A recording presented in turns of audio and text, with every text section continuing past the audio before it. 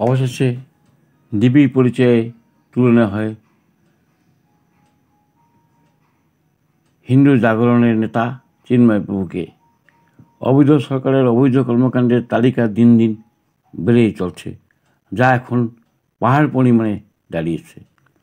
আজ সোমবার দুপুরে বাংলাদেশের সনাতন হিন্দু সমাজের প্রতিবাদী মুখ, হিন্দু সমাজের আইকন চিন্ময় কৃষ্ণ দাস প্রভুকে ঢাকা বিমানবন্দর এলাকা থেকে ডিবি পরিচয়ে অপহরণ করা হয়েছে।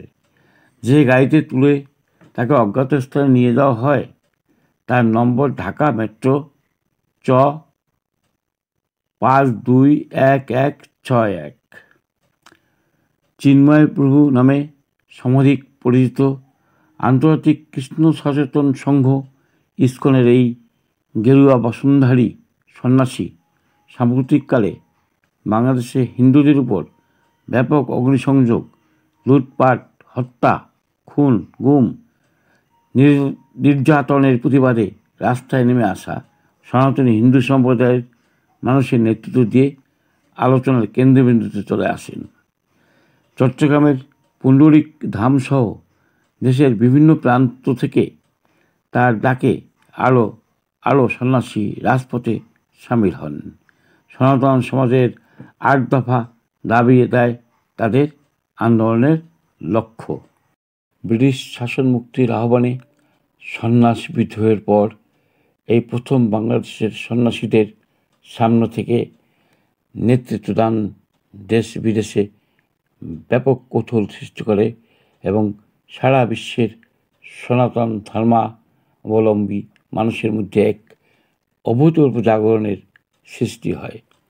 ইতোমধ্যে ভারত, আমেরিকা, কানাডা ও অস্ট্রেলিয়া সহ বিশ্বের প্রভাবশালী দেশ সন্ন্যাসীদের নেতৃত্বে সনাতন সম্প্রদায়ের এই প্রতিবাদ আন্দোলনে সমর্থন জানিয়েছেন। ঢাকায় কেন্দ্রীয় শহীদ মিনার, চট্টগ্রামের ঐতিহাসিক লালদিঘি ময়দানে সনাতনীদের বিক্ষুব্ধ জনসমুদ্রে তাঁর সাবলীল নেতৃত্বদান বর্তমান অন্তর্বর্তী সরকারের গাত্রদাহের কারণ হয়ে দাঁড়ায়। তাকে সহ 21 জনকে আসামি করে ইতিমধ্যে মামলা হয়েছে। চট্টগ্রামের হাজারী গলিতে রাতের আঁধারে সিসি ক্যামেরা বিনষ্ট করে সেনাবাহিনীর নেতৃত্বে পুলিশ, বিজিবি সহ আইন প্রয়োগকারী সংস্থার বর্বরোচিত আক্রমণে কমপক্ষে 7 জন নিহত, শতাধিক আহত এবং আরও বহু মানুষ নিখোঁজ হয়েছে। ভণ্ড ইউনূস তথা সেনাপ্রধানের কাছে এর কোনো হেলদোল নেই। চট্টগ্রামের হাজারী গলির বীভৎস আক্রমণে হতবিহ্বল সন্ন্যাসী সমাজ ও বিভিন্ন সংখ্যালঘু জোট আন্দোলন 15 দিনের জন্য স্থগিত রাখেন। সরকারকে 8 দফা দাবি মানার জন্য সময় দেওয়া হয়, কিন্তু সরকার সনাতনীদের দাবি প্রতি ভ্রুক্ষেপ না করায় 15 নভেম্বর রংপুরের মাহিগঞ্জ কলেজ মাঠে এক মহাসমাবেশের ডাক দেন চিন্ময় প্রভু। প্রশাসনের তরফ থেকে এই সমাবেশে সর্বাত্মক অসহযোগিতা করা হয়। চিন্ময় প্রভু সহ নেতাদের হোটেল থেকে বের করে দেয়া, নির্ধারিত স্থানে শেষ মুহূর্তে সমাবেশ করতে না দেয়া, পথে পথে সমাবেশে যোগদানকারীদের মারধর সহ মহাসমাবেশ বানচালের সব রকমের চেষ্টা করা হয় ইউনূস সরকার। কিন্তু সব বাধা উপেক্ষা করে রংপুর সহ উত্তরবঙ্গের মানুষ স্মরণকালের বৃহত্তম মহাসমাবেশ করে।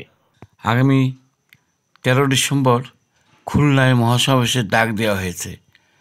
আজ সাংগঠনিক সফর শেষে চট্টগ্রাম ফিরে যাওয়ার পথে বিকেল 4টার দিকে ঢাকা বিমানবন্দর থেকে ডিবি পরিচয়ে কয়েকজন তাকে অপহরণ করে ঢাকা মেট্রো চ 521161 নম্বরের একটি মাইক্রোবাস করে চিন্ময় কৃষ্ণ দাস ব্রহ্মচারীকে ডিবি পরিচয়ে কয়েকজন তুলে নিয়ে যায়।